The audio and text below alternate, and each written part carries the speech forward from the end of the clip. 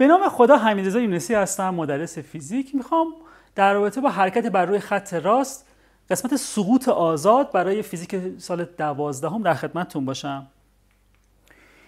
سقوط آزاد رو ما توی این قسمت برای حالتی در نظر میگیریم که بدون سرعت اولیه باشه، یعنی راحت تر فقط به سمت پایین، به سمت بالا رو حتی در نظرش نمیگیریم. کارو خیلی خیلی سادهش کردیم.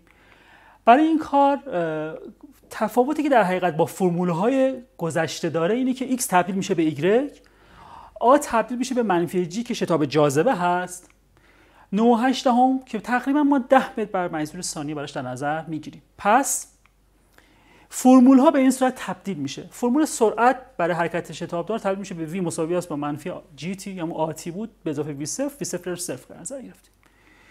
قسمت بعدی مثلا، بس این برای قسمت بعدی مثلا فرض بفرمایید معادله مکان حرکت شتابدار با شتاب ثابت که معادله درجه 2 بودش ساده‌تر میشه، v صفر میشه و قاعدتاً این دوتا رو داریم. y صفر میشه مکان اولیه که در حقیقت داره سقوط رو شما داری. g هم که در حقیقت به جای a قرار گرفته که منفی g هست، معادله درجه 2 هست. معادله دیگه برای مستقل از زمان بود اگه یادتون باشه، v2 منهای v صفر مساوی با 2a دلتا x. به جای اون جاگذاری کنیم v صفر قرار بدیم، این رابطه رو میتونیم براش در نظر بگیریم. خب پس بنابراین این سه تا رو میتونیم براش در نظر بگیریم. خب میریم سراغ یک مثال. جسمی از ارتفاع 100 متری سطح زمین رها میشه. گفته که جسم 75 متر آخر مسیر خودش رو در چند ثانیه طی میکنه. مثلا اگه این ارتفاعش باشه 100 متر، اینجا 100 متر اگه در نظرش بگیریم، گفته که مثلا اگر بیاد تا جسم 75 متر آخر مسیر حرکت رو در چند ثانیه طی میکنه. یعنی اگه اینجا مثلا شما 25 در نظر بگیرین، اینجا میتونین 75 متر در ثانیه 75 متر در نظر بگیرین. اینو میخواد ببینین که در چند ثانیه طی میکنه. بعد گفته سرعت متوسطش در کل مسیر چقدره. خب برای حل این مسئله کاری که ما انجام میدیم، اولین کار اینه که خب معادله مکان حرکت شتابدار رو واسش می‌نویسم منفی 100. چرا؟ چون به سمت پایین جهتی که در نظر گرفتیم بچه‌ها حواستون باشه. من الان جهت مثبت که بالاست، من جهت پایین و مثبت در نظر، جهت بالا رو وزن می‌خوام مثبت در نظر گرفتم و قاعدتاً به سمت پایین داره میاد، میشه منفی 100 منهای 1/2 ضرب در 10 ضرب در t2. جوابش میشه 2 رادیکال 5 ثانیه. این قسمت الف میتونیم براش در نظر بگیریم، کل زمان رو میتونیم براش در نظر بگیریم. بعد گفته که خب در 75 متر آخر مسیر به چه صورت میشه. دوباره توی این قسمت 25 تا از بالا اومده، دوباره حساب کردیم. اگه 25 زمانی که کلش اگه باشه t، این زمان رو هم براش در نظر میگیریم. تپریم به دست میاد رادیکال 5. خب پس کل مسیرمون هستش 2 رادیکال 5. به اندازه رادیکال 5 ازش کم میکنیم، جواب زمان 75 متری آخر میشه رادیکال 5 ثانیه. بعد گفته سرعت متوسط در کل مسیر چقدره.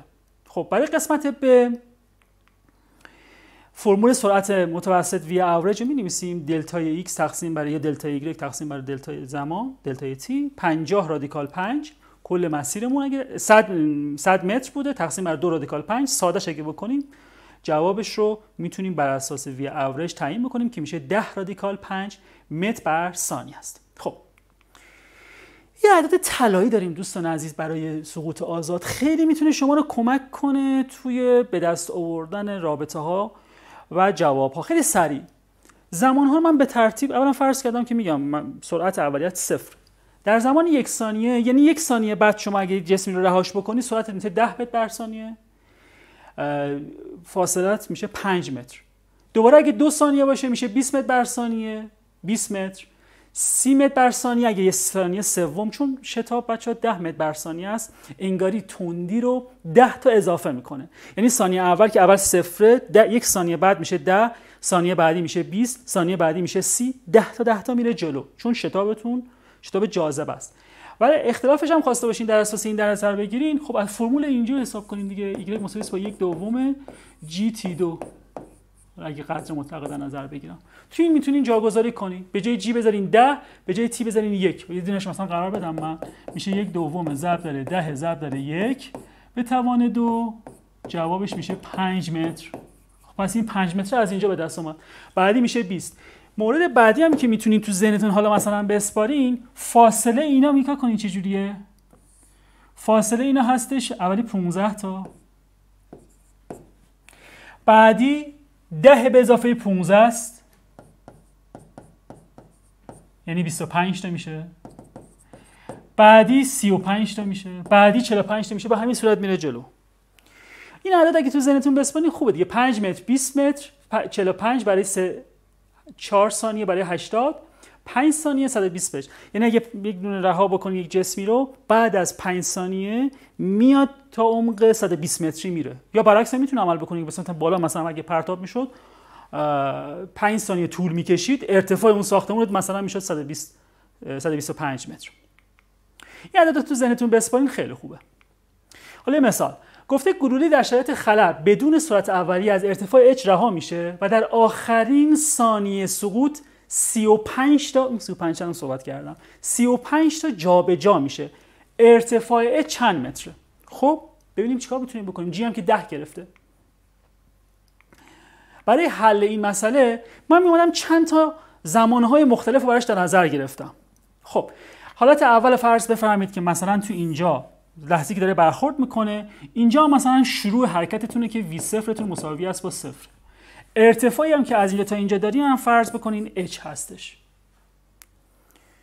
بعد گفته در آخرین ثانیه سقوط 35 تا و گفته باید چیکار کنه؟ جابجا بشه. اولی 5، دومی هست 15، سومی هست 25، همین قسمت الان خدمتتون گفتم. آخری هستش 35، یعنی شکل من کشیدم. خب پس با این اوصاف الان ما خواسته باشیم ارتفاعش رو به دست بیاریم، چی میشه؟ به راحتی میتونین دیگه با توجه به این داستان‌هایی که صحبت کردیم، ارتفاع ساختمون هستش 80 متر. اگه این همه رو با هم اینا رو جمعشون بکنیم میشه 80. یا اینجوری میتونیم بگیم زمان اول، زمان دوم، زمان سوم، زمان چهارم. پس 4 ثانیه طول میکشه. سرعت اگه ازت بپرسن چقدر میشه، میگه آقا سرعت در پایین‌ترین لحظه هستش 40 متر بر ثانیه. ارتفاعتون چقدره؟ 80 تا. بر اساس این راحت میتونین بدونی که مسئله رو حلش بکنین جواب گزینه رو بزنین. بریم سراغ نمودارهای سقوط آزاد. بچه نموداراش یکی نمودار y بر حسب t، یکی v بر حسب t. چون جفتشون شتابتون منفیه، چون شتاب منفیه قاعدتاً شیب نمودار باید منفی باشه vt، و از طرفی نمودار xt یا همون yt تقعرش باید به سمت پایین باشه. پس جوابمون بر اساس این درسته. و مورد بعدی هم باید حواسمون باشه بچه‌ها که شیب نمودار برای این قسمت در لحظه که میخواد شروع کنه به حرکت کردن سرعت اولیتون 0. پس برای همون که از مبدأ شروع شده دیگه. وقتی نمودار رو داری میکشی، معادله رو که میخوای بنویسی، پس قاعدتا اینجا میشه v مساوی است با منفی gt به اضافه v0 که این v0 0. یا این معادله که میخوای بنویسی y مساوی است با منفی 1/2 gt2 به اضافه، حالا مثلا چون از y0 هم شروع شده و y صفرش هم 0، این هم میتونم بذارم مثلا 0.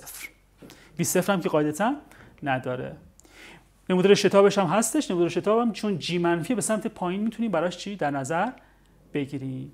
آرزوی بهترین ها دارم دوستان عزیز. موفق باشید، مواظب سلامتیتون هم باشید. مرسی.